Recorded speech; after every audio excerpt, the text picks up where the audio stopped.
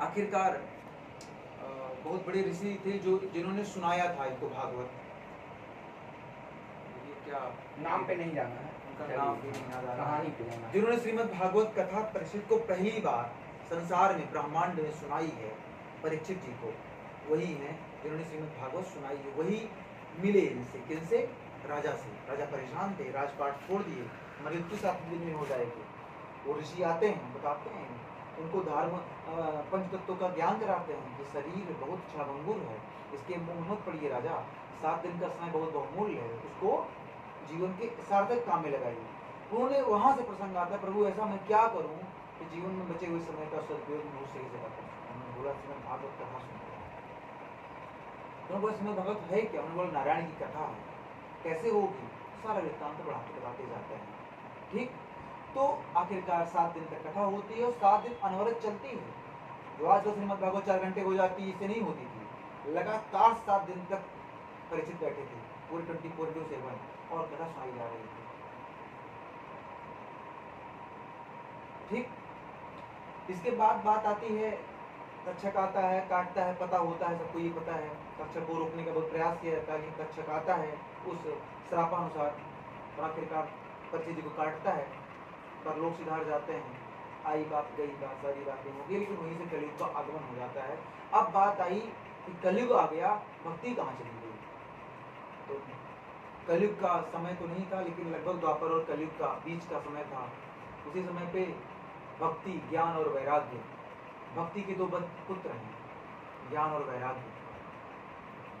भक्ति जब तक आप में नहीं होगी, ना आपको ज्ञान होगा ना आपको वैराग्य होगा, आप भ्रमित रहेंगे, कंफ्यूज रहेंगे, तर्क कुतर्क में फंसे रहेंगे।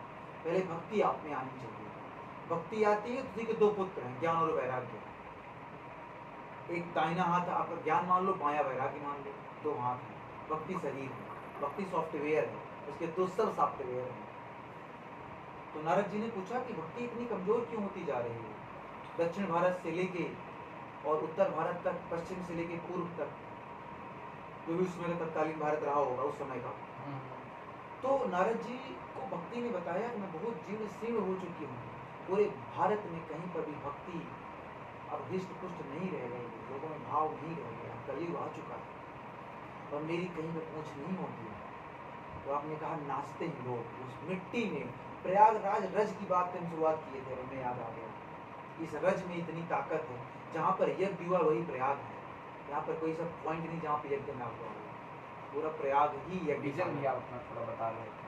हाँ विजन, हाँ, प्रयागराज को लेकर हम लोग कहे ना चलना है तो आप वहीं शुरू करो।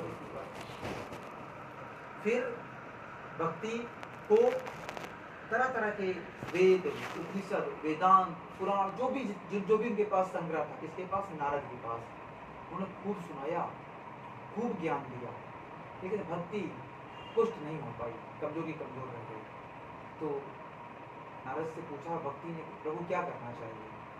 तो आखिरकार वहां से ब्रह्मवाणी होती है, आकाशवाणी होती है कि जीवन तत्व जिज्ञासा, जीव का परम तत्व की जिज्ञासा की खोज है। हम, मैं कौन हूँ, ब्रह्म की प्राप्ति, आत्मा की जानकारी, मतलब अपने आत्म तत्व को जानना है, एक आकाशवाणी होती है।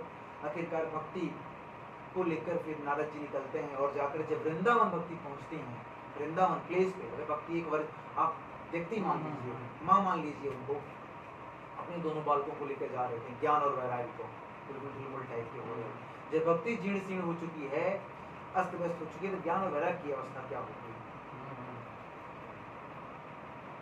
तो भक्ति फिर जाके वृंदावन में टिक जाते हैं। आखिरकार पूरे कलयुग में, पूरे धरती पे, पूरे ब्रह्मांड में अगर कहीं भक्ति है प्रचंड रूप से, पागलों की तरह लोगों को नाचते हुए, रसियन और तरह तरह के विदेशियों को आकर वहां पे संन्यास ले लेते हुए, वहां के रज में लूटते हुए, वहां के साधु संत रज लगाते हैं भाई, यही मिट्टियां लगाते हैं, वृंदावन मथुरा की मिट्टियां लगा लेते हैं, लपेट बैठे रहते हैं, कहते हैं यार यहाँ की रज है, यहाँ प्रभु खेले थे, यहाँ प्रभु ये किए थे, यहाँ प्रभु ये किए थे। तो प्रयागराज पर आते हैं इसी बात को लेकर। तो भक्ति जो है, पूरे नाचने की आपने बात की थी, लोग नाचते हैं वहाँ पर, आपने ये कहा था कि वहाँ पर जाकर लगता है लोग पागल हो चुके हैं। तो अगर पूरे विश्व में, धरती पर, संसार में, ब्रह्मांड में कहीं अगर भक्ति भाव है, तो सिर्फ और सिर्फ वृंदावन की रज में, वहाँ की रज में इतनी ताकत है तो लोग बेबल हो जाते हैं, नाचते हैं। और मैं थोड़ा सा इसको रिलेट करूं, अभी रिसेंटली बहुत ज़्यादा दिन नहीं हुआ है द्वापर युग बीते हुए, तो कहेंगे उसका असर, सीधा असर है इस धरती पर, वृंदावन की धरती पर, ब्रज क्षेत्र, पूरे ब्रज क्षेत्र में। तो भक्ति वहाँ पर जाकर हृष्ट हो जाती है, और वहाँ से फिर ज्ञान और वैराग्य की दो धाराएं निकलती हैं। श्रीमद् भागवत कथा सुनाई जाती है, भक्ति को, ज्ञान को, वैराग्य को। उसके बाद ये प्रभु आते हैं और श्रीमद् भागवत के अंतर्गत कथा आती है कि जब भक्ति आप में होगी, अंधभक्ति की बात नहीं है, भक्ति की बात है, कि परम पिता है, परमेश्वर, शक्ति, देवी, किसी भी देवी देवता, किसी भी ब्रह्म को लेकर, परम पिता को लेकर आप में भक्ति होनी चाहिए। भक्ति है आपका इंटरेस्ट, रुचि। कक्षा में पढ़ाना, पास होना आगे की प्रक्रिया है, पहले आपमें इंटरेस्ट होना चाहिए, वही है भक्ति।